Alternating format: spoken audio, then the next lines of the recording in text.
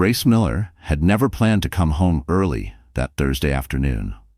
She was supposed to be at a brand presentation on Fifth Avenue, smiling politely while clients talked about seasonal campaigns. But the meeting was canceled at the last minute, leaving her with an unexpected pocket of time. For the first time in months, she thought, maybe I'll surprise Ethan. Maybe we can actually have dinner together. So she picked up a warm bag of takeout pasta from their favorite Italian place in Midtown, the one she and Ethan used to visit before life became a constant rush of titles, deadlines, and unspoken disappointments. She even grabbed a small box of tiramisu, his favorite, though he hadn't touched dessert in months. As she stepped into the lobby of their luxury Manhattan building, the kind with tall marble columns and a quiet hush that made every footstep sound important, Grace felt a strange flutter in her chest. Not excitement, not exactly. More like a hope she didn't dare name. The elevator doors slid shut, and she watched her reflection, tired eyes, hair pinned neatly, a navy coat wrapped tight around her, thinking she still looked like someone trying to save a marriage, trying to ignore the tension, trying to forget the empty room in the corner of their home where a crib was supposed to go. When the elevator chimed and the doors opened to the 32nd floor, everything felt strangely silent. No TV, no hum of music, no clatter of dishes from the kitchen where Ethan usually reheated takeout when he worked late. Just stillness. Grace unlocked the door quietly, smiling a little at the thought of surprising him. She stepped inside, set the dinner bag gently on the kitchen counter, and froze. A soft giggle drifted from the living room. A child's giggle. High, warm, familiar in a way that made her skin prickle. Grace's heartbeat stumbled. They never had children in the house. None. Not even visiting ones. She walked forward slowly, the air suddenly heavy, as if warning her to turn back. The sunlight pooling through the floor-to-ceiling windows illuminated a scene she couldn't make sense of, at least not at first. There, on the rug near the coffee table, Ethan was kneeling in his crisp white shirt and charcoal slacks, gently tying the shoelace of a little girl. A girl with soft brown curls, a tiny denim jacket, and bright pink sneakers. And the child, no more than 6, was touching Ethan's shoulder like she'd known him all her life. "Daddy, is it tight enough?" the girl asked. Grace's world detonated. The pasta bag slipped from her fingers. Her breath caught, sharp and painful. The word daddy echoed in her ears like a cruel punch. Ethan's head snapped up, his face drained of color. "Grace, this isn't what you think." But it already was.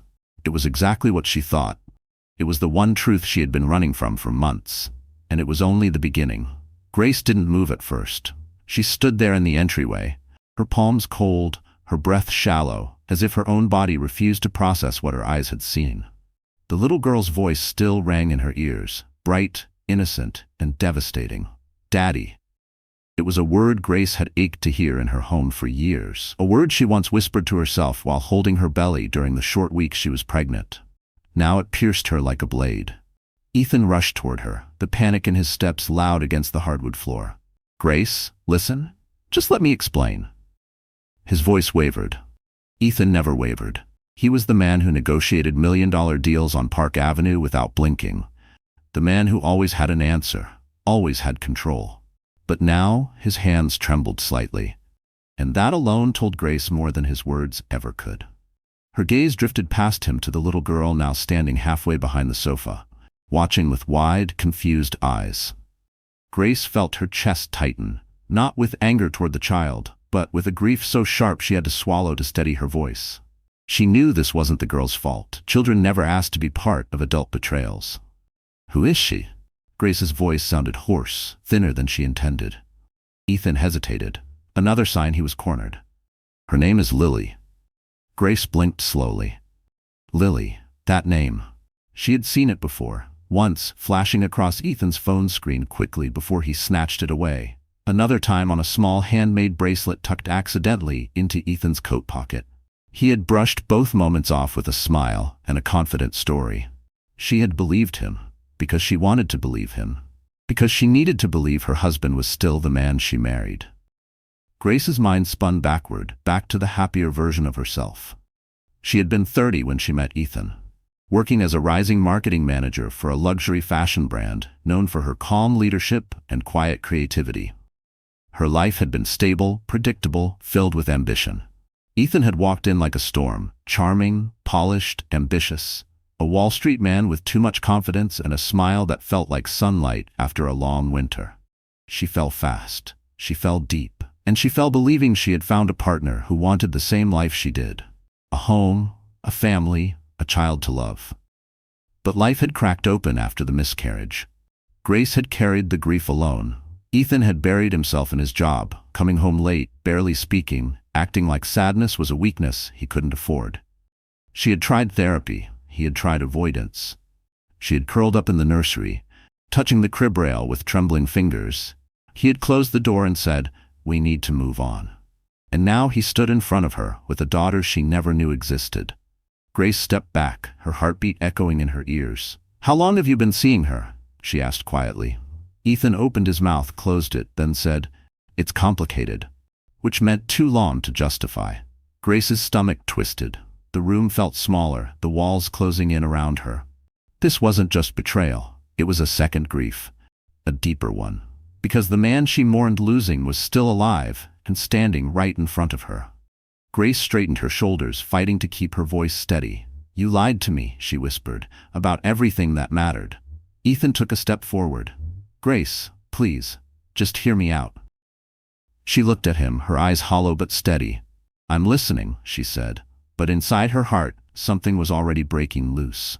And what she was about to hear next would crush the last piece of the life she thought she had.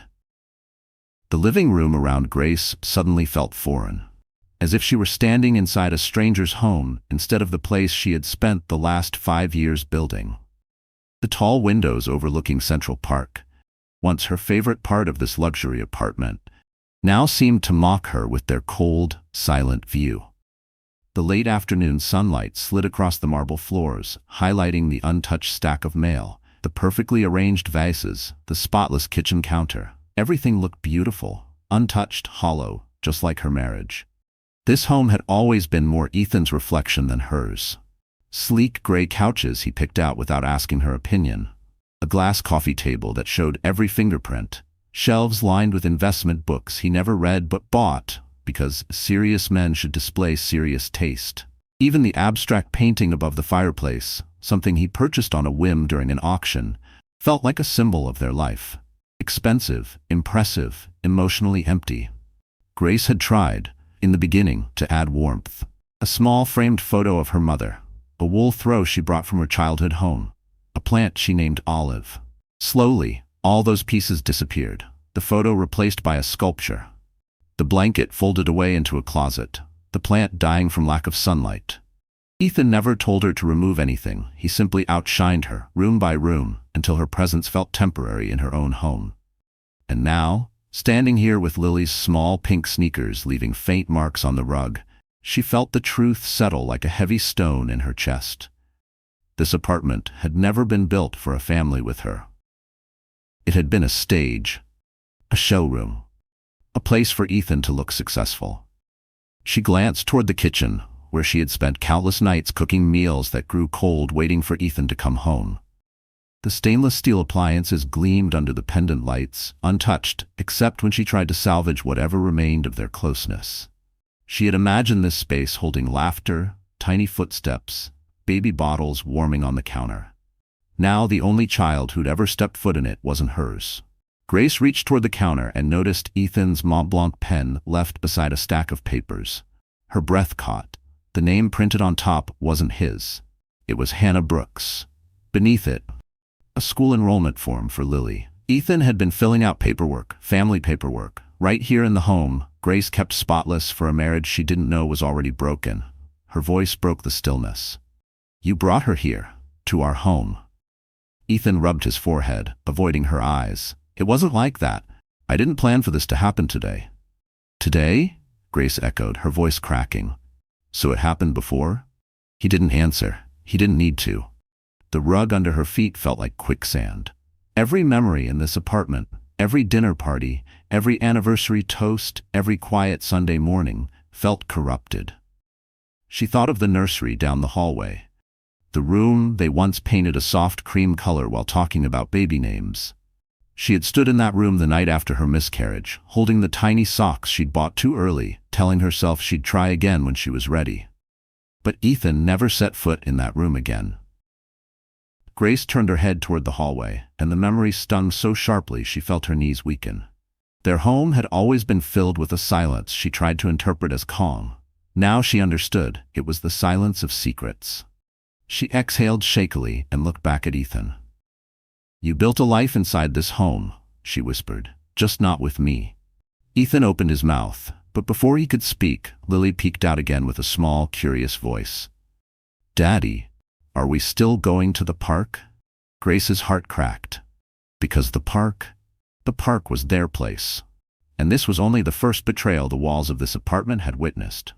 Ethan closed his eyes for a brief second, as if Lily's innocent question pulled him in two opposite directions.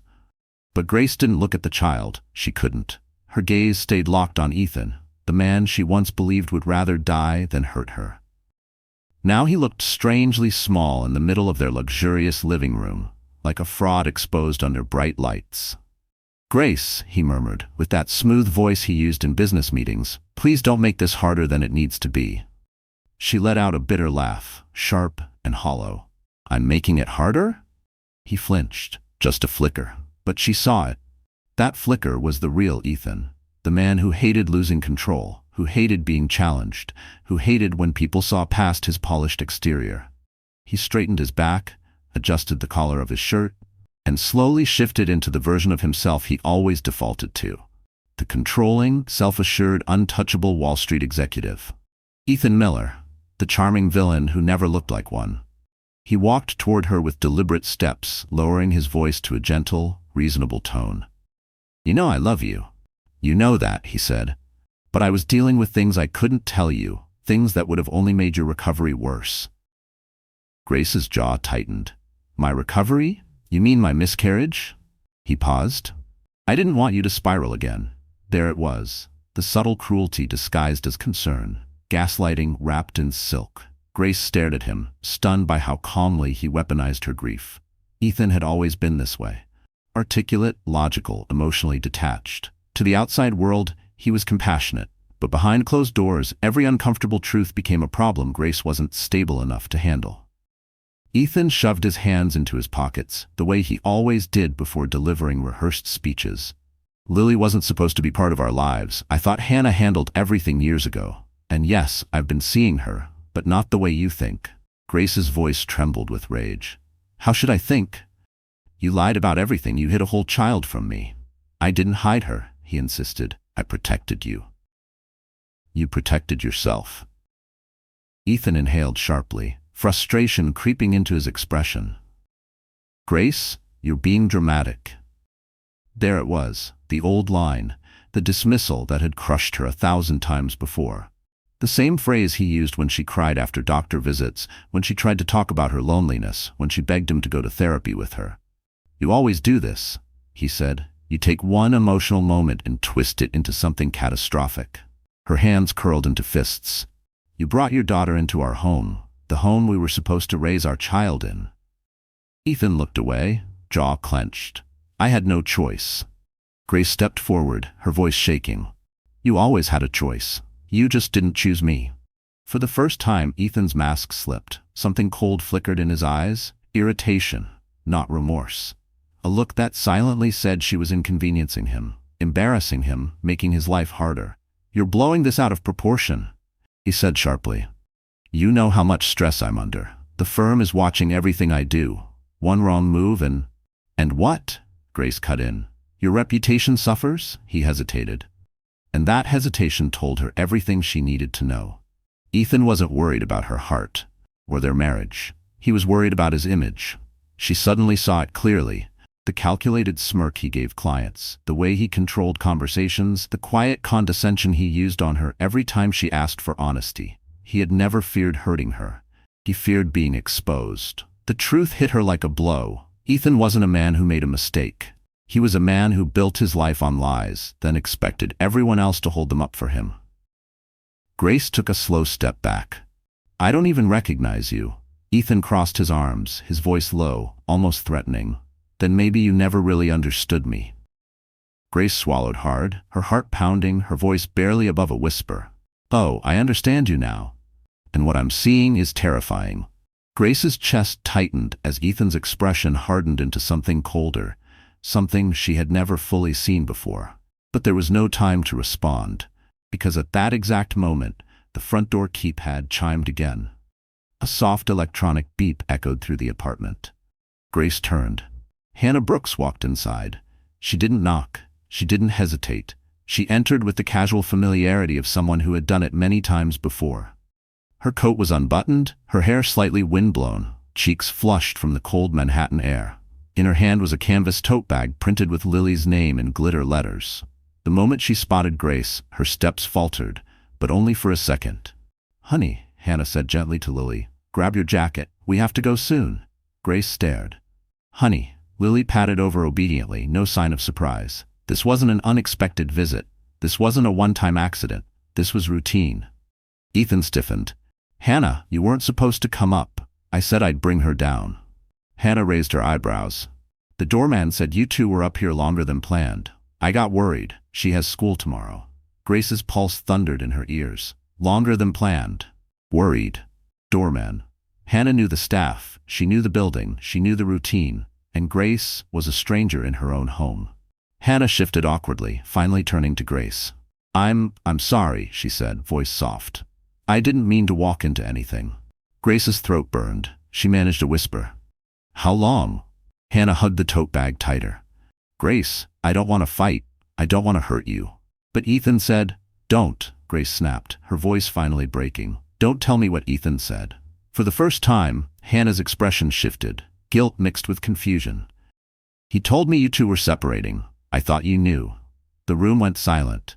Ethan froze. Grace felt her entire world collapse in one brutal second. Separating? Separating.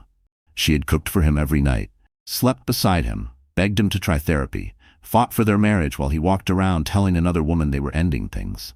Grace's knees nearly buckled. You told her that?" Grace whispered. Ethan didn't answer. Rage flickered in his eyes. Not shame, not regret, anger that he'd been exposed.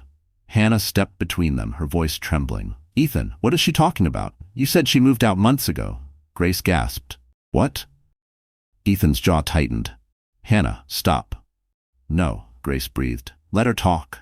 Hannah's eyes were wide now, realizing the depth of the manipulation. "You said Grace didn't want to be a mother, that she blamed Lily, that she refused to try again after the miscarriage. You said she was the one pulling away." Grace's hand flew to her mouth, a strangled sob escaping. Lies. Layer upon layer of lies. Not only to Grace, but to Lily's mother. Hannah backed up a step, her face draining of color. "Ethan, what did you do?" Ethan's voice sharpened like a blade. "I did what I had to do to keep things calm." "Calm?" Grace choked out. "You told her I walked away from our marriage. You told her I didn't want children. You told her," her voice cracked, "you told her I hated her daughter." Lily looked between the adults, her little face crumpling. "Daddy, you said she didn't want me here." The words stabbed Grace deeper than anything else. Ethan lunged forward. "Lily, sweetheart, your father is trying." "Don't you dare," Grace snapped, flames finally igniting inside her. "Don't you dare use her to protect yourself." The child retreated to Hannah, burying her face in her mother's coat. And for the first time, Hannah shot Ethan a look of pure disgust. "How many lies did you tell?" she whispered. Ethan didn't answer. Grace wiped her tears, straightening her back. Her voice emerged calm, deadly calm. "This isn't a misunderstanding," she said. "This is betrayal, public, ugly, and deliberate." She stepped toward the door, her breath shaking but her spine firm. And as she reached for her coat, she said the words that made Ethan's face finally crack. "I'm done protecting you." The elevator doors closed with a soft metallic thud, and for the first time in years, Grace felt truly alone. Not the everyday loneliness she carried quietly inside the Manhattan apartment. Not the emptiness that followed her miscarriage. This was different. This was a loneliness so sharp, so consuming, it felt like stepping into ice water with no way out. Her reflection in the elevator's mirrored walls looked like a ghost, pale skin, eyes swollen, lips trembling with words she couldn't form. She clutched her coat tighter around her, trying to hold herself together, but her body shook anyway. As the elevator descended floor by floor, her lungs tightened. Memories hit her all at once. The nights she waited for Ethan to come home, the effort she put into saving their marriage, the way she defended him to friends who quietly whispered concerns. And now she knew the truth. She had been fighting for something that only existed in her imagination. The elevator chimed. The lobby felt too bright, too loud, too exposing. The doorman called her name, but she didn't hear him. She walked straight through the revolving doors and out onto the sidewalk into the evening chill of Manhattan. A honking taxi startled her, and she stepped back, heart racing. Her vision blurred. She felt her knees weaken. She gripped a lamppost for support. Breathe, Grace, breathe. But she couldn't, because all she could hear was Lily's voice. Daddy said she didn't want me here. That lie was what shattered her. Not the affair, not the betrayal, not even the secret child.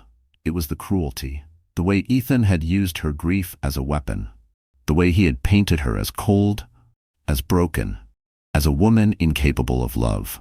Grace stumbled toward the corner, ducking into a quiet side street, where the city noise softened just enough for her to collapse against a brick wall. Tears spilled freely now, blurring the streetlights into glowing streaks. Her breaths came fast and uneven, her chest tightening with panic.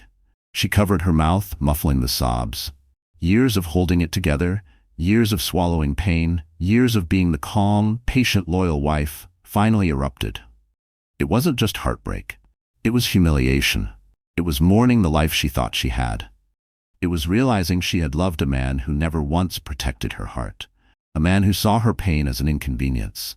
A man who had rewritten the narrative to make himself innocent. Her phone buzzed. She didn't want to look. But when the buzzing didn't stop, she wiped her trembling fingers on her coat and pulled it out. It was a text from Ethan. Grace, come back. We need to talk like adults. A fresh wave of nausea rolled through her. Adults? She whispered shakily. You lied to a child, and you want to talk like adults? She dropped the phone into her purse, unable to bear the sight of his name. Rain began to fall, soft at first, then steady, soaking her coat, her hair, her shaking hands. She didn't move. The cold rain felt like a strange relief, numbing the fire in her chest. A couple walking past slowed down, glancing at her with concern, but she forced herself to straighten. She didn't want witnesses to her breaking. She didn't want pity. She didn't want anyone asking questions she couldn't answer. She walked aimlessly for several blocks until she reached a quiet bench near the edge of Central Park. She sat down heavily, raindrops dripping from her lashes. A jogger hurried past. A dog barked somewhere across the lawn. The world kept moving while hers fell apart. Grace leaned forward, elbows on her knees, and finally said the words she had always been too afraid to say, even to herself. I can't do this anymore. The confession cracked something open inside her. Pain surged through her, but so did something else, something faint but real, a beginning. From somewhere deep inside her brokenness, a thought whispered, you deserve better. Grace closed her eyes, tears mixing with rain. And she didn't know it yet. But this moment, this collapse, this rock bottom, was the very moment her rebirth quietly began. Grace didn't go home that night. She couldn't. Instead, she found herself wandering until her feet carried her to a small late-night cafe tucked between two brownstones near Columbus Circle. The windows glowed with warm light, a contrast to her rain-soaked clothes. She ordered nothing. She simply sat at a corner table, staring at her trembling hands. Her mind replayed everything. Ethan's lies, Hannah's confusion, Lily's innocent words. Each memory felt like a bruise pressed over and over again. But then, the door to the cafe swung open. Grace? She turned. It was Vanessa Cole, her old college friend, now a sharp-minded divorce attorney who never sugarcoated anything. Vanessa took one look at her and rushed over, sliding into the seat across from her. What happened to you? You look like you've been hit by the entire MTA system. Grace let out a shaky breath and told her everything. Every detail. Every betrayal. Vanessa listened quietly, jaw tightening with each revelation. When Grace finally finished, Vanessa leaned forward, voice low. Grace, I need you to hear me. None of this is your fault, and you're not crazy. Ethan is manipulating everyone involved, including you. Grace felt tears sting again. He told Hannah we were separated, that I didn't want children. He made me look like a monster. And he did it on purpose, Vanessa said, to protect himself. To keep both worlds running without taking responsibility. Grace wiped her face. I don't even know where to start. Vanessa exhaled slowly and placed a folder on the table. I wasn't going to bring this up tonight, but you need to see it. Grace frowned. See what? Vanessa tapped the folder. 3 months ago, a client of mine mentioned Ethan's firm. Something about internal investigations and questionable transactions tied to one specific employee. I didn't think much of it until you called me last week sounding off. Grace hesitated, afraid to open it. Are you saying Ethan's in trouble at work? No, Vanessa said gently. I'm saying Ethan's been in trouble for a long time, and he's been hiding it from everyone, including you. Grace blinked, stunned. What kind of trouble? Illegal trades, misreported numbers, a private fund he never disclosed. Vanessa lowered her voice. He's not just a liar, Grace. He's dirty. And someone like Ethan, he doesn't let his perfect image crack. Not ever. Grace's world tilted. She had expected betrayal in their marriage, emotional wounds, selfish behavior. But this was different. This was criminal. This was dangerous. Vanessa continued. You think Lily is the only thing he's hidden from you? No. She's just the only thing you found. Grace felt her breath catch. Why? Why wouldn't he tell me something this big? Because you're smart, Vanessa said simply. And because he knows you'd walk away the second you realized he wasn't the man he pretends to be. He used your grief, your guilt, your love, anything he could, just to make sure you stayed in place. The room blurred. Grace pressed a hand to her chest. Oh my God. But Vanessa wasn't finished. She pulled out a printed email, an internal message accidentally forwarded to an outside contact. A name Grace recognized. Michael Hayes, CEO. Client. The man who once told her, you have more strength than you know. Grace's throat tightened. Michael got this? He forwarded it to me this morning, Vanessa said. He didn't know what it meant, but he knew it looked wrong. Ethan used your company's connections, your clients, your projects, your life to cover some of his financial tracks. Grace stared at the email in horror. Ethan hadn't just betrayed her heart. He had used her career, her passion, her effort, her relationships to shield his lies. He'd put you at risk, Vanessa said. Professionally, legally, emotionally, all of it. Grace felt something inside her shift. Not heartbreak, not grief, something hotter, stronger. A spark she thought she'd lost the night she miscarried. Vanessa, she whispered, voice steadier than she expected. What do I do now? Vanessa squeezed her hand. You stop being afraid. You stop defending him. And you start protecting yourself because Grace, trust me, Ethan isn't finished lying. Grace lifted her chin, breath trembling, but eyes beginning to harden with truth. What aren't you telling me? She asked. Vanessa hesitated, then finally said it. Grace, Ethan didn't just hide a child. She paused. He hid a second life. Grace's heart stopped, and that second life was about to blow everything wide open. Grace didn't sleep, not even for a moment. After leaving the cafe with Vanessa's folder clutched against her chest, she walked through the city like someone floating outside her own body. The rain had stopped, leaving Broadway slick with reflections of neon signs and street lamps. Every few steps she had to stop and breathe, steadying herself against the weight of everything she'd learned. A second life. Illegal trades. Lies wrapped inside lies. And the worst part, he had used her, her job, her contacts, her trust, to pull it all off. By the time Grace reached her building, dawn was smudging the Manhattan skyline with soft pink light. She didn't go back upstairs. She couldn't. Instead, she turned toward the small business center on the first floor, an amenity she had never used but now needed more than ever. The room was empty, quiet except for the hum of a printer in sleep mode. Grace sat down at one of the long wooden tables, opened Vanessa's folder, and spread the documents out in front of her like puzzle pieces. Names, numbers, dates, email threads, bank transfers, corporate forms. Some of them had her name in the CC line. Her stomach twisted. Ethan had dragged her into his mess without her consent. If this ever came to light, and Vanessa was certain it would, Grace could be questioned, implicated, even blamed, because Ethan was the kind of man who saved himself first. She bent forward, elbows on the table, fingers pressed to her temples. For a moment, she felt that familiar wave of panic threaten to swallow her whole. You should have known. You should have asked more questions. You should have left earlier. But another voice, quieter, steadier, rose inside her. No, this isn't your shame to carry. This isn't your mess to own. You didn't lie. You didn't deceive. You didn't destroy anything. And for the first time in days, Grace felt something fierce flicker in her chest. Anger. Clarity. Resolve. She picked up her phone and scrolled to her most recent text messages. Ethan's last message still glared at her. "Come back. We need to talk like adults." Grace deleted it without hesitation. Then she typed a short message to Vanessa. "I want to move forward. Tell me what I need to do." Vanessa responded instantly. Step 1. Protect your income. Step 2. Protect your future. Step 3. Stop thinking like a wife and start thinking like a survivor. Grace stared at those words, feeling something inside her click. She had spent years shrinking herself to keep the peace. Years excusing Ethan's coldness, his distance, his work stress. Years believing that if she just tried harder, cooked better dinners, softened her tone, buried her hurt, he'd love her again. No more. She gathered the papers, slid them back into the folder, and forced her shoulders to straighten. She walked out of the business center with a new stillness in her steps, a quiet certainty growing inside her ribs. Outside, the lobby was filling with early morning residents dressed in sleek gym clothes, carrying Starbucks cups, checking messages on their iPhones. One of the doormen gave her a sympathetic smile. He must have heard part of last night's chaos. Grace smiled back, but there was steel behind it now. She stepped outside into the crisp morning air and hailed a cab. "Where to?" the driver asked. She hesitated only for a second before saying the words that surprised even her.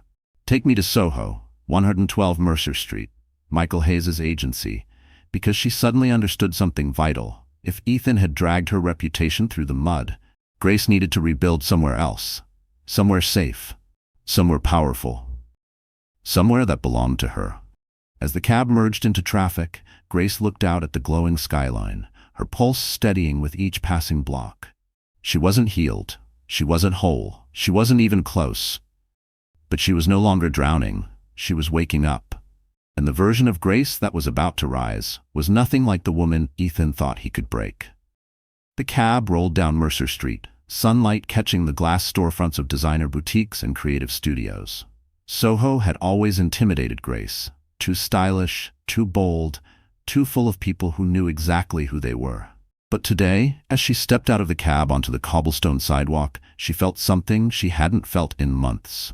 Agency. Michael Hayes' building was a renovated warehouse. Industrial brick, black steel beams, big windows that let the morning light pour in. Inside, the lobby buzzed with early creatives carrying tablets, sketch pads, and iced lattes.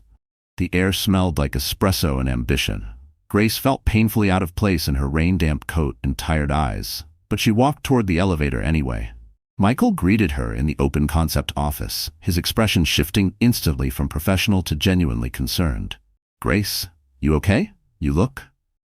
He hesitated, not wanting to offend her. "You look like you've been through hell." She gave a humorless nod. "I'm working on coming back." Michael gestured to a private meeting room, closing the door behind them. "Tell me what you need." Grace didn't realize how much she'd been holding inside until she opened her mouth. The words poured out. Ethan, the lies, the child, the financial red flags, the humiliation. She didn't tell everything, but she told enough. Michael didn't interrupt. His expression stayed calm but fierce, like someone quietly filing every detail away. When she finished, he leaned back in his chair, exhaling slowly. "Grace, you deserve better than this. All of it. And if you need a place to land, a safe place, my team will move mountains to make that happen." Something warm spread through her chest. Not romance, not dependency. Respect, support, validation. The exact things Ethan had starved her of. Grace rubbed at her eyes. I need to rebuild. Start somewhere that isn't connected to him." Michael nodded. "Then start here. Start with us." It felt too easy, too generous, too much like salvation. She shook her head. "I don't want pity." "You're not getting pity," he said firmly. "You're getting an opportunity you've earned." The conviction in his voice was so steady it made her breath catch. Before she'd even processed the emotions swirling inside her, a soft knock sounded. Michael opened the door, and his assistant, Sienna, peeked in. "Sorry to interrupt, but Grace, I heard you might need some help today." Sienna entered with a garment bag, a makeup kit, a gentle smile. "We're doing a client presentation in 2 hours. Michael wants you in the room. Let's get you looking like the woman who actually belongs here." Grace blinked. "I didn't say yes yet." Michael crossed his arms, smiling just slightly. "Then consider this the first step in saying yes." Sienna guided Grace to a vanity in the agency's styling nook, a small alcove used for photo shoots. As she unzipped the garment bag, Grace's breath hitched. Inside was a sleek black dress, simple, elegant, powerful. The kind of dress that didn't scream for attention but commanded it anyway. Sienna worked gently, brushing Grace's hair, applying makeup that wasn't heavy, just enhancing the features Ethan always said were too soft. Soft became defined. Tired became luminous. Broken became composed. Grace stared at herself in the mirror. She didn't look like a woman whose life had shattered the night before. She looked like someone stepping into a new version of herself.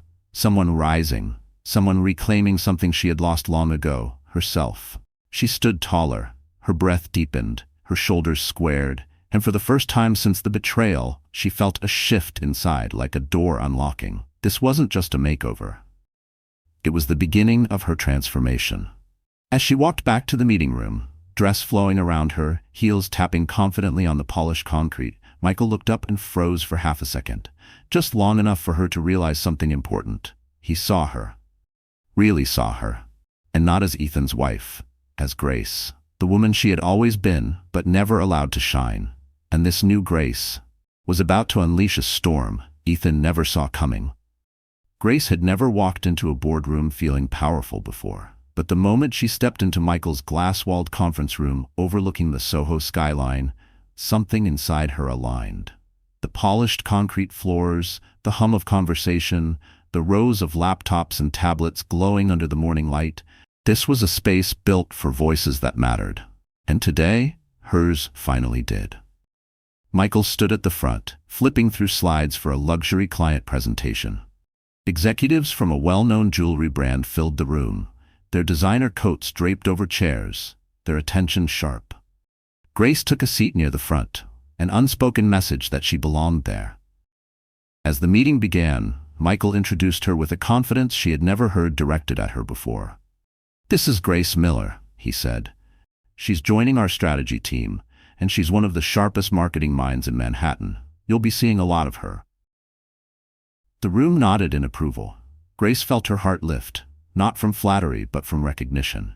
She spoke during the presentation, her voice steady, her ideas crisp. She broke down target demographics, campaign pacing, emotional resonance. She watched the clients lean in, taking notes, nodding along. This was her element, her craft, her world, and for the first time in years, she wasn't doing it in Ethan's shadow. 3 hours later, as the clients shook hands and left satisfied, Michael pulled her aside. "You were brilliant," he said. "I'm glad you're here." Grace smiled softly. "I'm glad I'm anywhere that isn't him." But peace never lasts long when a villain is involved. Her phone buzzed. A message from the building concierge. "Mrs. Miller, your husband is in the lobby requesting to see you. He says it's urgent." Her stomach clenched. Michael noticed the shift in her expression. "Problem?" Grace exhaled. "Ethan." Michael's jaw tightened. "Do you want me to go with you?" She considered it, but then shook her head. "No, I need to face him myself." When she stepped out of the elevator, Ethan was waiting in the lobby, pacing like a man preparing for a court hearing. He still wore his tailored suit, but the arrogance was cracked. His hair was messy, his tie loose, and his eyes, usually sharp and calculating, looked wild. "Grace," he snapped the moment he saw her. "Why haven't you answered my calls?" "Because I didn't want to," she said calmly. He scoffed. "You're being childish. We need to talk about last night. We need to fix this before people start asking questions." Grace almost laughed. There it was. Not "I'm sorry," not "I hurt you," not "I betrayed our marriage," just fear of exposure. "Is that what this is about?" she asked. "Your reputation?" Ethan stepped closer, lowering his voice. "You don't understand the position I'm in. If Hannah spreads lies—" "Lies?" Grace cut in. "The only person lying is you." Ethan's nostrils flared. "I've been under pressure. You've been emotional. Misunderstandings happen." There it was again. The gaslighting, the minimizing, the rewriting of reality. But not this time. Grace reached into her bag and pulled out the folder Vanessa had given her. She pressed it against his chest, forcing him to grab it. "You might want to read page 3, she said. Ethan frowned. "What is this?" proof, Grace said softly. Of your trades, your private fund, your emails, your lies. For the first time, Ethan went still, completely still. His face drained of color, his fingers tightened around the folder, his eyes darted across the lobby, checking if anyone was watching. What did you do? He whispered. What you did, she corrected. I just finally stopped looking away. He took a shaky breath. Grace, if this gets out. My career? Your career? Grace repeated. That's what you care about after everything you've done? He swallowed hard. We can fix this. Together. We just need to stay united. No, she said quietly. We don't. He stepped closer, voice trembling with panic. Grace, you walk away now and everything I've built collapses. She met his eyes steadily. Then maybe it deserves to. He stared at her, stunned, furious, terrified. But Grace didn't shake. She didn't apologize. She didn't soften. For the first time in their entire marriage, she turned her back on him and walked away, without looking over her shoulder. And Ethan, for the first time in his life, realized something chilling. He no longer had control. Grace didn't go home after walking away from Ethan. She didn't even return to the office. Instead, she headed straight to Vanessa's law firm off Madison Avenue. A sleek high-rise with marble floors and a reception desk that radiated quiet authority. The kind of place built to dismantle powerful men who thought they were untouchable. Vanessa met her in the lobby, already holding a binder thicker than a dictionary. You're early, Vanessa said, eyeing Grace's posture. Steady, straight, unshakable. Grace nodded. I'm done letting him control the narrative. A proud smile flickered across Vanessa's face. Good, because I've been waiting for you to get angry. They walked to a private conference room. Glass walls, polished table, a view over Midtown Manhattan. Grace sat down, feeling the shift inside her growing stronger by the minute. She wasn't the woman from 2 nights ago. She wasn't even the woman from that morning. She was done surviving. She was ready to fight. Vanessa opened the binder. Let's begin. Inside were categorized sections: financial inconsistencies, hidden accounts, custody considerations, marital misconduct, evidence of deception. Grace swallowed hard. You did all this in one night? No, Vanessa said bluntly. I've been preparing for weeks. I didn't push you because you weren't ready. But now you are. That truth hit deeper than she expected. Vanessa had known, long before Grace admitted it, that the marriage was dying. Grace leaned forward. So what's our strategy? Vanessa clicked a pen. Simple. We take away Ethan's ability to lie. She slid a stack of documents toward Grace. First, we file for divorce. Not quietly, not gently, with cause. Grace hesitated. Cause? Infidelity, financial dishonesty, emotional manipulation, enough grounds to ensure you leave with what you deserve. Grace exhaled slowly. The words felt surreal. Divorce. Once, the idea had terrified her. Now it felt like oxygen. Second, Vanessa continued, you separate your finances immediately. I've already drafted the paperwork. Grace nodded. And third, Vanessa said, her tone sharpened, we use the information Michael gave us. Grace stiffened. You mean the internal email? Yes, Vanessa said. It's enough to legally protect you. It proves Ethan conducted unethical financial behavior without your knowledge. It also places you as a potential victim, not a participant. Grace's stomach twisted. Will he be exposed? Vanessa closed the binder. Grace, he exposed himself the moment he forged financial documents and used your professional contacts. Grace pressed a hand to her chest. I can't believe I slept beside someone like that. Vanessa softened. That's what predators rely on, your trust. Grace closed her eyes for a moment, letting the truth settle. Ethan wasn't just a man who lied. He was a man who built an entire life from deception. Her phone buzzed again. Ethan. She ignored it. Then it buzzed again. An email. Vanessa, Grace whispered, staring at the subject line. Notice of internal review. Ethan Miller. Vanessa leaned in. Open it. Grace clicked. Her breath caught as she read the text. Mr. Miller, your trading activity over the last fiscal year has triggered an immediate compliance review. You are required to report to the board at 3 p.m. today. A short list followed. Transactions, dates, flagged accounts. Grace stared. They know. Vanessa nodded. Not because of us, because Ethan was reckless. But this protects you even more. Grace's phone rang. Ethan. She hit decline. Vanessa smirked. Let him sweat. Grace let out a shaky laugh she didn't expect. I can't believe this is happening. This, Vanessa said, is the part where powerful men trip over their own egos. Grace looked out the window at the Manhattan skyline, tall, glittering, unstoppable. Something inside her settled. For years, she had bent herself into a smaller shape to stay beside Ethan. Now she was expanding back into who she truly was. "Vanessa," Grace said, voice steady, "file the divorce." Vanessa nodded. "I'll start now." Grace stood, smoothing her coat, her heart pounding with a fierce new rhythm. She wasn't running from Ethan anymore. She was walking straight into the storm. And this time, she was the one who brought the thunder. Grace didn't go straight home after leaving Vanessa's office. She wasn't ready to step foot in the apartment that had become a museum of lies. Instead, she walked several blocks through Midtown, letting the rhythm of the city anchor her. Yellow cabs honked, steam rose from subway grates, and the cold air burned her lungs in a way that felt strangely cleansing. By the time she returned to her building, she felt steadier, stronger. But the moment she walked into the marble lobby, she saw him. Waiting. Again. He stood near the elevator bank, shoulders rigid, expression unreadable. Not angry, not panicked, just calculating. As if he were trying to predict her next move so he could twist it into something that benefited him. The doorman looked between them nervously. Ethan had probably been pacing for half an hour, radiating tension so thick it unsettled the staff. Grace stepped forward. "Grace," Ethan said quietly, "we need to talk. Upstairs." "No," she said, "we talk here." He blinked, thrown off. "In the lobby?"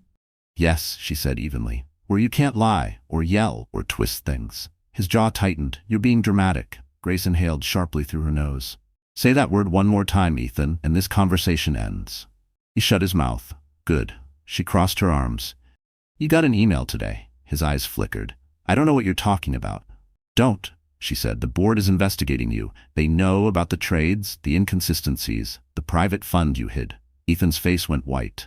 Grace continued, her voice calm, almost eerily steady. "You used my contacts, my work, my clients. You dragged my name through your mud without my consent." "Grace, listen to me," he said urgently. "I'm being set up. Someone at the firm." "Stop." She held up a hand. "You're not being set up. You're being caught." Ethan's composure cracked for the first time.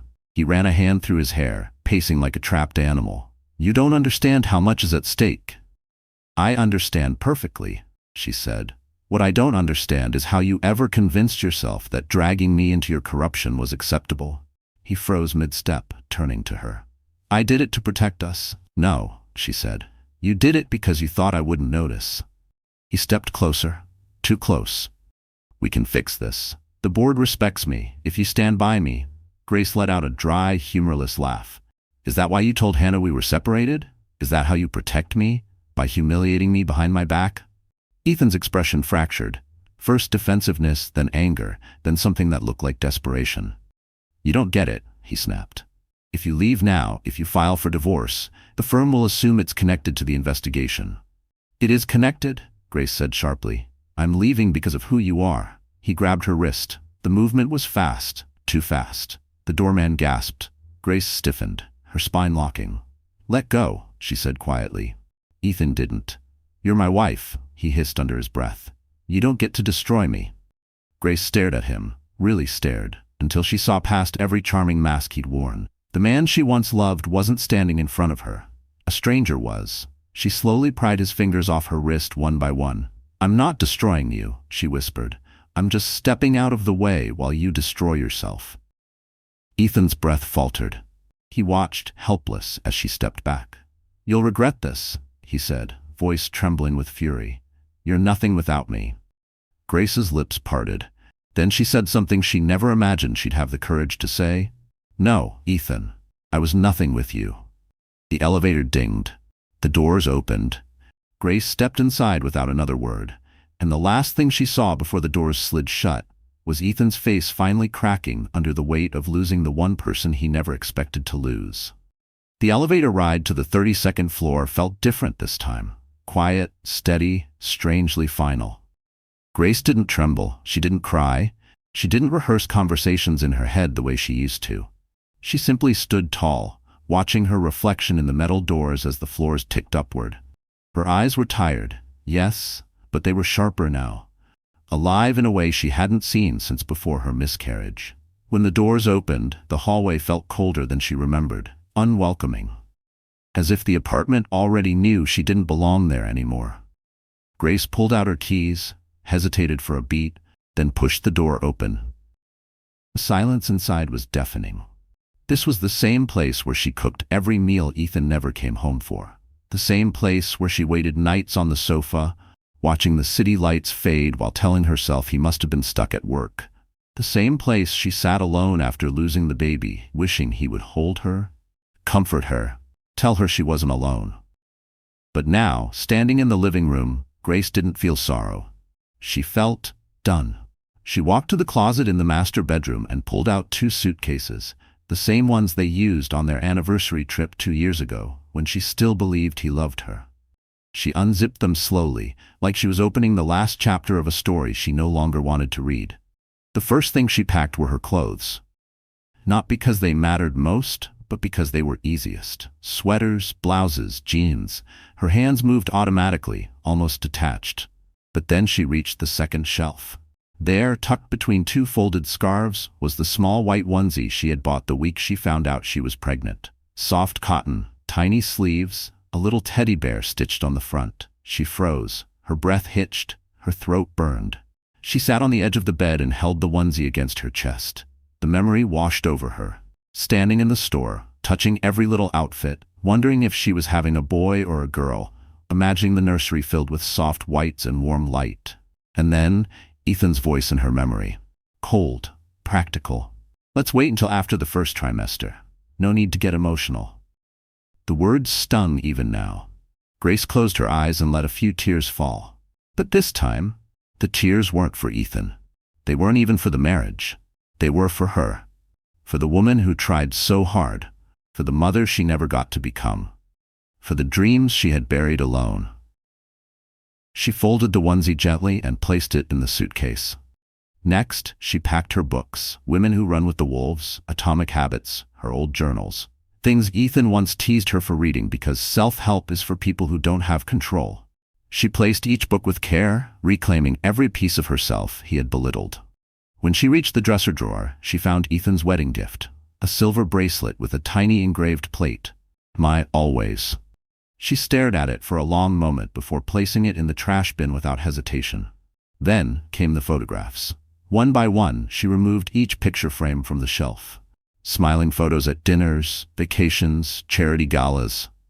She didn't cry over them. She simply stacked them face down on the floor, unable to look at the versions of herself who believed in a version of him that never existed. Finally, she entered the nursery. The room was untouched, still painted cream, still holding the assembled crib Ethan never bothered to finish after the miscarriage.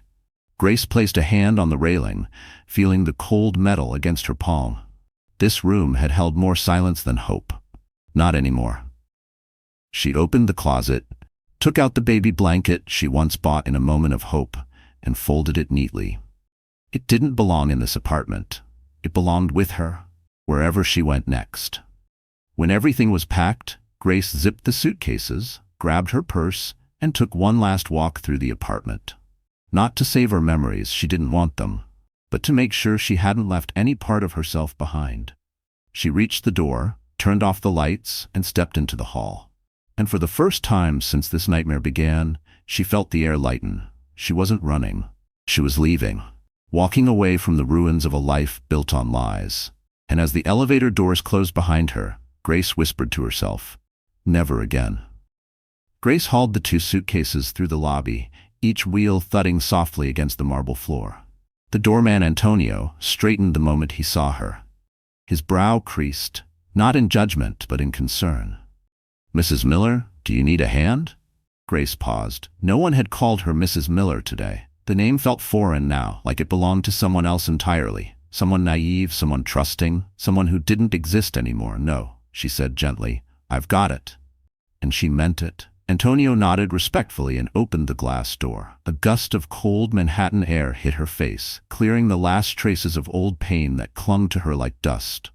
Grace stepped onto the sidewalk, the wheels of her luggage tapping against the concrete as if marking the rhythm of a new beginning. The city roared around her, cars honking, people rushing, cabs racing across intersections. But somehow, Grace felt steady in the chaos, lighter even. She wasn't escaping, she was moving forward. A yellow cab pulled up. The driver leaned out the window. "Where to, miss?" Grace hesitated. She had rehearsed this moment in her mind, imagined a dramatic exit, maybe even tears. But all she felt was quiet clarity. "To Brooklyn," she said. "Clinton Hill." The driver popped the trunk, helped her load the suitcases, then pulled into traffic. Grace watched her old life shrink in the rear window. The high-rise tower, the polished lobby, the marriage she had outgrown without even realizing it. As they crossed the bridge, sunlight glimmered off the East River. The skyline stretched behind her like a painting she was finally stepping out of. She rested her forehead against the window, letting the cool glass ground her. Her phone buzzed. Ethan. Again. She didn't even check the message. She turned the phone face down, watching the city blur into motion. She wasn't going to let his words pull her back into darkness. Not today. Not ever again. Brooklyn came into view. Brownstones, tree-lined streets, families walking dogs, kids zipping by on scooters. It felt human. It felt warm. It felt like somewhere healing could happen. When the cab turned onto a quiet street, Grace saw the building she'd toured with Vanessa just that morning. An older brick walk-up with ivy climbing the side, a little stoop with 2 potted plants and windows that glowed with soft amber light. It wasn't luxury. It wasn't marble. It wasn't Ethan. It was hers. The driver helped her unload. "You moving in?" he asked with a kind smile. "Yes," she said softly. "I'm starting over." He nodded as if he understood. "Good luck, miss. Fresh starts are powerful." Grace climbed the steps slowly, unlocking the door to her new apartment. Inside, the space smelled faintly of lavender from the previous tenant. Sunlight filtered through sheer curtains, landing on hardwood floors that creaked slightly under her feet. The apartment was small but warm, imperfect but full of possibility. She placed her suitcases in the center of the living room and took a deep breath. The silence here was different, not heavy like in the Manhattan apartment, not suffocating or cold. This silence felt peaceful.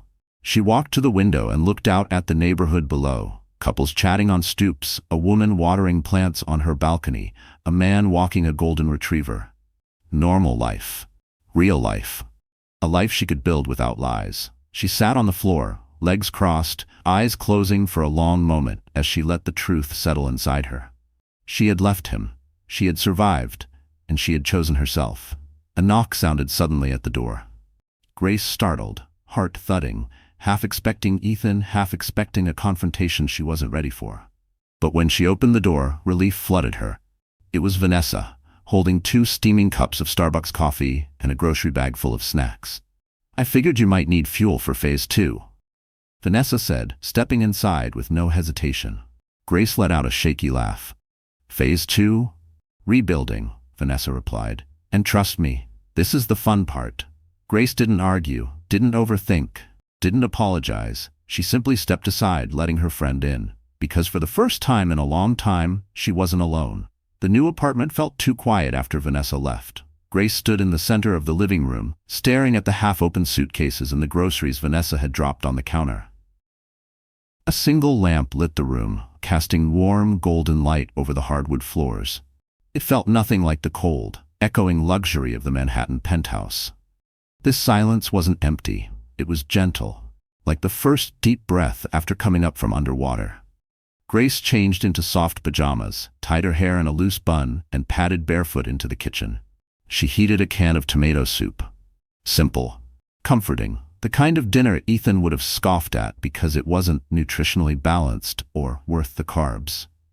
She smiled at the memory, not because it was funny, but because she could finally see how small her world had become, trying to please him. When the soup was ready, she carried the bowl to the living room and sat cross-legged on the floor. She ate slowly, listening to the radiator hum, the distant murmur of neighbors chatting, the comfort of quiet domestic life happening all around her. Not perfect, not curated, just real. Her phone buzzed again. Ethan, of course. She didn't pick it up. Instead, she plugged it into a charger across the room, far enough away that she wouldn't be tempted to reach for it. Tonight wasn't about him. Tonight was about letting herself exist without fear, without apology, without having to brace for the next insult hidden under concern. After dinner, she opened the grocery bag from Vanessa. Inside were essentials: granola bars, almonds, a microwavable pasta dish, and 2 paperback books. The Subtle Art of Not Giving a Fuck and Women Who Run with the Wolves. Grace let out a soft laugh. Of course she would. She picked the first book up and read a few pages, then set it aside. Not because it wasn't good, but because her mind was too full. Too tired. Too raw. It was time. Grace pulled her suitcases closer and began unpacking, not just clothes, but pieces of her identity she'd forgotten she owned. Her old sketchbook, a faded denim jacket she loved but Ethan said was too casual, the lavender candle she kept hidden because Ethan hated scented things, a pair of worn sneakers he called childish. She placed each item deliberately, claiming the space inch by inch. When she opened the second suitcase, the folded baby blanket lay on top. The soft cream fabric tugged something deep inside her chest. She sat down, tracing the pattern with trembling fingers. It didn't bring the same crushing grief it once did. Instead, it brought a quiet ache, a gentle longing, and surprisingly, acceptance. She whispered into the stillness, "You mattered, even if it was only for a moment." She folded the blanket again and placed it in the bedside drawer, not hidden, but kept safe. Next, she set up a small reading corner by the window. A pillow, a throw blanket, a mug Vanessa insisted she take. Strong women drink strong coffee. Grace ran her thumb over the words, touched by the simple kindness. Around 11 p.m., exhaustion finally settled into her bones. She turned off the lamp, crawled into bed, and pulled the covers up to her chin. The mattress was firm, not the plush, custom-designed one Ethan bought, but her body relaxed instantly. Outside, Brooklyn hummed softly, distant cars, a dog barking, someone laughing on a nearby stoop. Life happening without pretense. Grace closed her eyes. For the first time in months, perhaps years, she slept without crying. Without waiting for footsteps at the door. Without fear of waking up to a lie. She slept deeply. She slept peacefully. She slept like a woman who had finally put down a burden she never should have carried. And when morning came, she would wake up stronger. Grace woke the next morning to sunlight spilling through sheer curtains, warming her cheeks. For a moment she didn't know where she was. The ceiling was too low, the room too small, the sheets too plain. Then she remembered Brooklyn. Freedom. The first good sleep she'd had in years. She sat up slowly, stretching her sore shoulders. The tension that used to wrap around her like wire wasn't gone, but it was looser now, like her body was learning how to breathe again. Around her, the apartment felt quiet but alive. Light danced across the hardwood floors, highlighting the little piles of things she'd unpacked the night before. Nothing matched. Nothing was curated. But everything was hers. She made coffee in the tiny kitchen. Cheap, grocery store coffee, not the imported blend Ethan insisted on because quality teaches discipline. Grace took her first sip and smiled. This tasted better. Maybe because it was hers. Or maybe because peace has its own flavor. While she sipped, she opened her laptop, her old MacBook Air, the one Ethan told her to replace because a wife in his position should have newer tech. She ignored the memory and checked emails from Michael's agency. One message stood out. "If you're ready, I'd like you to lead the client pitch next week, Michael." Grace blinked. Lead? Her? Ethan used to say she wasn't aggressive enough for leadership, that she didn't have the killer instinct. Yet here she was, only one day into a new chapter, and someone believed in her potential more than her husband ever had. She typed back, "I'm ready. Thank you." Then she hesitated and added, "Truly." After breakfast, she showered, pulled on jeans and a white sweater, and stepped outside. The Brooklyn air felt different from Manhattan. Less rushed, more human. People walked slowly. A woman pushed a stroller. A man painted on the sidewalk. A group of teenagers laughed loudly in front of a bodega. Grace felt like she was re-entering the world after years of hiding behind glass. She stopped by a local bookstore. The bell over the door chimed as she entered, and the soft scent of pages and pine filled the air. A middle-aged woman behind the counter smiled warmly. "First time here?" she asked. Grace nodded. "Just moved in yesterday." "Well," the woman said, "welcome to the neighborhood. Books are alphabetical, poetry in the back, and Heartbreak Recovery is on that wall." She winked. Grace laughed, really laughed, and the sound startled her. She couldn't remember the last time laughter came out without effort. She browsed the shelves, running her fingers over book spines, picking up 2 titles almost instinctively. The body keeps the score and braving the wilderness. Books about healing, strength. Coming home to yourself. She brought them to the counter. The woman wrapped them in brown paper. Going through something? Yes, Grace admitted, but hopefully coming out of it. That's the best kind, the woman said softly, the ones that lead you back to yourself. Grace carried the books out with a strange flutter in her chest. Hope. Small, delicate, but real. On her walk back, she bought flowers from a street vendor. Simple white tulips, nothing fancy. She placed them in a jar on her kitchen counter when she got home. The pop of color transformed the room just a little, making it feel less like a temporary refuge and more like a home. Her phone buzzed. She expected Ethan, but it was Michael. Heard you moved. If you need equipment, software, anything, just say the word. Grace typed carefully. Thank you. I'm settling in. I'll be ready for the pitch. A moment later, 3 dots appeared, then disappeared, then appeared again. And finally, I'm glad you're safe. Grace stared at the message for a long time. Not because it hinted at anything romantic, Michael had never crossed a line, but because it was the first gentle, genuine concern she'd received in years.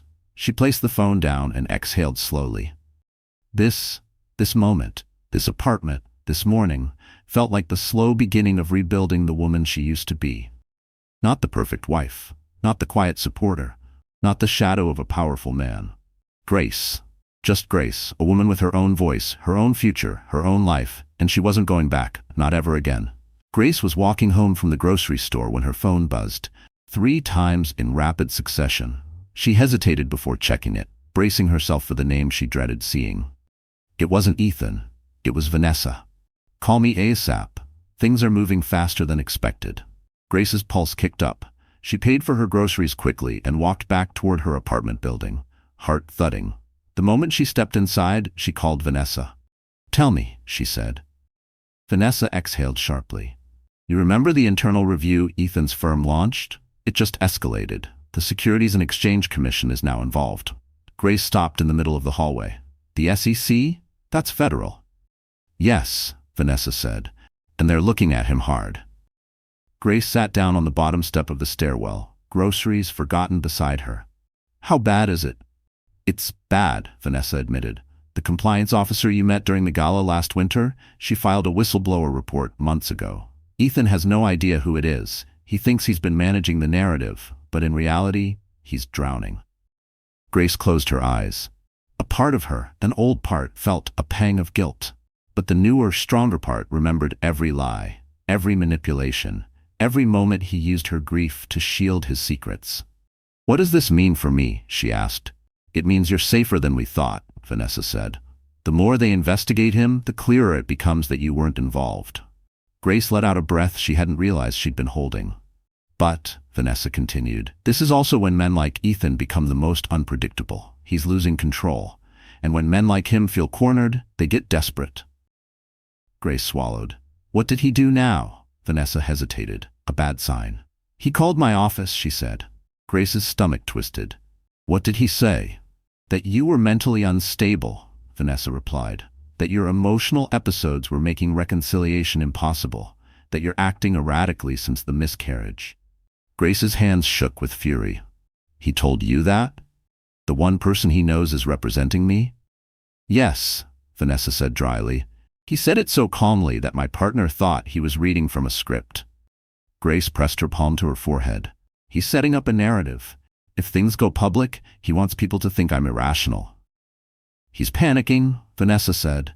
And that's good. Grace frowned. Good? Yes, Vanessa said firmly. Panicked men make sloppy decisions, and sloppy decisions reveal truth. As if on cue, Grace's phone buzzed again. Another message from Ethan. She opened it. We need to figure this out. You're hurting my reputation more than you realize. I can't focus on damage control while you're making emotional decisions. Grace didn't respond. Vanessa's voice sharpened. Whatever he says, don't meet him alone. He doesn't get access to you anymore. Grace nodded, though Vanessa couldn't see it. I won't. After ending the call, Grace climbed the stairs slowly, feeling the weight of everything pressing against her shoulders. She unlocked her apartment, set the groceries on the counter, and sank onto the couch. Her phone vibrated again. This time a voicemail. She pressed play. Ethan's voice exploded through the speaker. Angry, frantic, no longer controlled. Grace, stop this. You don't know what you're doing. You're ruining everything. Do you understand that? Everything. I need you to come home. We can fix this, but you have to stop acting like a victim. Grace let the message play until the very last second, then replayed it. Not to torture herself, to save it. Evidence. She placed the phone on the coffee table, heart pounding. He wasn't just losing control, he was unraveling, and for the first time in their marriage, Grace wasn't the one breaking. She was watching. Calm, steady, protected. Because Ethan's greatest fear was happening right in front of him. He was falling apart, and she was no longer there to catch him. Grace woke before sunrise the next morning, long before the sounds of Brooklyn fully stirred awake. The apartment was dim, cool, quiet. The kind of quiet that doesn't suffocate, but invites you to breathe. She wrapped herself in a soft cardigan, poured coffee into her strong women drink strong coffee mug, and stood by the window watching the sky shift from deep blue to pale gold. Today mattered. Not because of Ethan, not because of the investigation, but because she had a pitch meeting, a meeting she would lead. And for the first time in years, she wasn't walking into a room as someone's wife. She was walking in as Grace. After a quick shower, she pulled on black slacks, a fitted white blouse, and a soft gray blazer. Simple, clean, confident. She tied her hair loosely at the nape of her neck and added a swipe of lip balm. No heavy makeup, no overstyled perfection, just her. Before leaving, she glanced at the folded baby blanket in the nightstand drawer. "Wish me luck," she whispered. Then she stepped out the door with a steady heart. The Soho office buzzed when she arrived. People waved, smiled, lifted their coffee cups in greeting. She wasn't invisible here. She wasn't a shadow. She was part of something. Michael spotted her immediately and crossed the room with his usual calm, understated stride. "You ready?" he asked. Grace nodded, more than ever. He studied her for a moment, her steady eyes, her composed shoulders, and gave a small, approving smile. "Good, you've got this." She entered the conference room with Michael at her side. The clients, executives from a high-end fashion brand, sat around a long glass table. Grace took her place at the front and began the presentation. Her voice was strong, her pacing controlled, her ideas flowing with precision. She talked about consumers, storytelling, brand loyalty, and emotional resonance. She showed visuals she'd built herself. She answered questions with clarity and confidence. Halfway through, she caught Michael watching her. Not because he doubted her, but because he recognized something shifting. She wasn't just doing well, she was commanding the room. When the meeting ended, the clients applauded. One of them shook her hand and said, "We want you leading our campaign." Grace blinked. "Me?" "Yes," the woman said warmly. "You understand people. That's rare." Rare, a word Ethan had never used for her. After the clients left, the team erupted in quiet cheers. Someone clapped her shoulder. Another handed her a celebratory latte. Michael approached last, hands in his pockets, expression soft but proud. "You were exceptional," he said. Grace felt her eyes sting, just slightly. "Thank you. I needed today." He met her gaze. "You needed truth. Not someone telling you who you are." Truth. Yes, that was it. She was finally seeing herself clearly. After work, Grace didn't want to go home just yet. Instead, she walked to the waterfront at Brooklyn Bridge Park. The evening was cool, the sky turning lavender, the city lights beginning to glow. She sat on a bench overlooking the Manhattan skyline, the skyline she once associated with Ethan, their penthouse, their fragile marriage. Now she saw it differently. It was just a city, not a cage. She pulled out her journal, one she hadn't written in since long before the miscarriage, and began to write. Not about Ethan, but about herself, her goals, her rediscovered strengths, her quiet victories. She wrote for nearly an hour, letting everything pour out: confusion, anger, relief, hope. When she finally closed the journal, she realized something profound.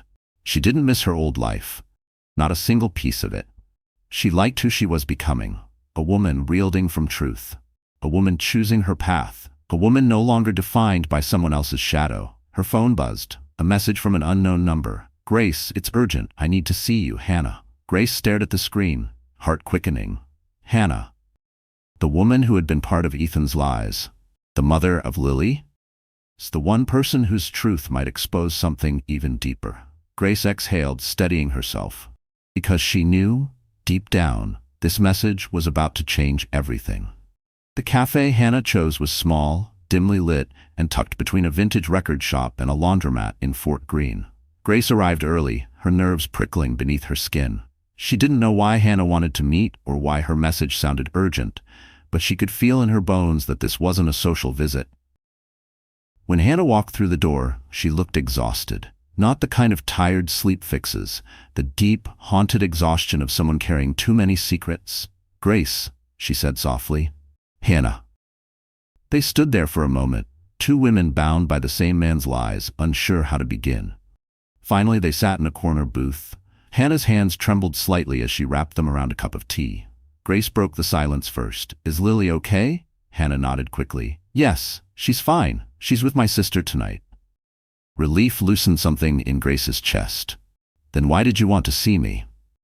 Hannah inhaled shakily. "Because everything you said the other night, every lie you exposed, it forced me to look deeper, and I found something." She swallowed hard. "And you need to know." Grace's pulse quickened. "What did you find?" Hannah's eyes filled with tears. "I'm so ashamed." She covered her mouth, voice breaking. "I should have known. I should have seen it sooner." "Seen what?" Hannah leaned forward, lowering her voice. "Ethan didn't just lie to you. He didn't just lie to me. He lied to both of us about everything." Grace held her breath. Hannah reached into her bag and pulled out a stack of papers, crumpled printouts, screenshots, fragments of emails. She pushed them across the table. Grace scanned the first page, then the next. Her blood ran cold. They weren't romantic messages. They weren't about Lily. They weren't even about their relationship. They were about money. Payments, transfers, accounts in Hannah's name, accounts she didn't authorize, a forged signature. "He used me," Hannah whispered. I thought he was helping me, supporting Lily, being a father, but he was funneling money through my accounts to hide it from the firm." Grace felt sick. "He used your daughter to keep you compliant." "Yes," Hannah said, wiping her cheeks. "Every time I questioned something, he'd remind me that Lily deserved security, that she needed stability. He made me feel guilty for doubting him." Grace pressed a hand over her heart. This was darker than betrayal. This was exploitation. Manipulation layered so deeply it felt intentional, strategic. Hannah looked at her desperately. "He told me you were unstable, that you couldn't handle children, that you were dangerous after the miscarriage, that I needed to stay away from you." Grace's breath left her in a painful rush. "He said what?" Hannah nodded. "And I believed him. I'm so sorry, Grace. I didn't know you. I only knew what he told me." Grace shook her head. "You don't owe me an apology. He lied to all of us." Hannah covered her face. "The worst part? He promised me he'd leave you. He told me he was filing for separation. I waited.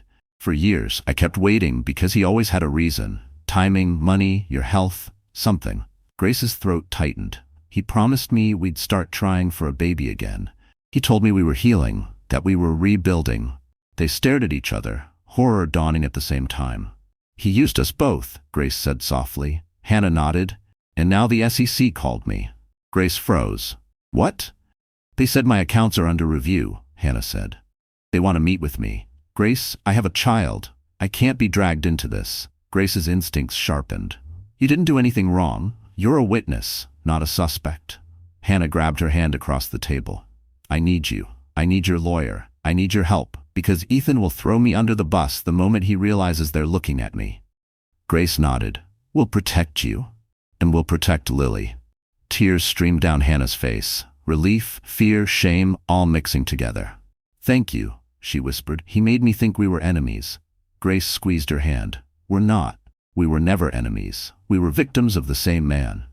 Hannah wiped her cheeks, gathering the papers. "There's one more thing," she said, voice trembling.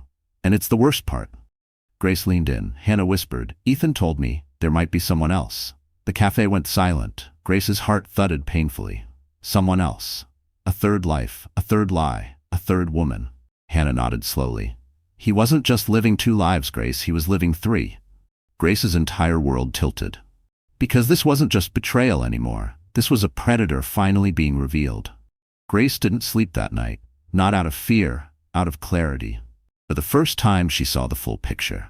Ethan wasn't just unfaithful. He wasn't just dishonest. He was dangerous. The kind of man who built sandcastles out of people's lives, fully expecting no one to notice until the tide dragged everything away. But Grace noticed. Hannah noticed. And now the world was beginning to notice too. The next morning, Vanessa arranged an emergency joint meeting.